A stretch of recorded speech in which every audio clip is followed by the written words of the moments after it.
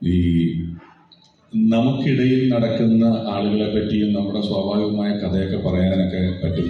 ഇത്രയധികം വിഷ്വലുകൾ കുമിഞ്ഞുകൂടുന്ന ഒരു കാലഘട്ടത്തിൽ എങ്ങനെയാണ് ഒരു പുതിയ കാഴ്ച ഉണ്ടാക്കുക, എങ്ങനെയാണ് ഒരു പുതിയ കഥ ഉണ്ടാക്കുക എന്നൊക്കെ എല്ലാവരും തലപുകഞ്ഞ് ആലോചിക്കുന്ന ഒരു കാലഘട്ടത്തിൽ ഇങ്ങനെ ശൂന്യതയിൽ നിന്നും തീർത്തും പുതിയൊരു കഥാപരിസരം ഒക്കെ ഉണ്ടാക്കിയ സംവിധായകൻ, ഇതിൻ്റെ പിന്നിൽ പ്രവർത്തിച്ച ആളുകൾ അതെങ്ങനെയാണ് പറഞ്ഞ് മനസ്സിലാക്കുക? നേരത്തെ ഇതിൻ്റെ ക്രൂവിനെ പറ്റി സംസാരിച്ചല്ലോ. ഒരു സാധാരണ കഥ പറയുന്ന പോലെ അല്ലല്ലോ. ഒരാൾ മനസ്സിൽ കാണുന്ന കഥ ഇങ്ങനത്തെ ഒരു ലോകത്ത് നടക്കുന്ന കഥയെ പറയുന്നതൊക്കെ വലിയ ശ്രമകരമായ ജോലിയാണ്. അങ്ങനെ എല്ലാം ചെയ്ത് പൂർത്തീകരിച്ച് ഈ ട്രെയിലർ എത്തുന്ന അവസരം വരെ ഇതെത്തിയിരിക്കുന്നു.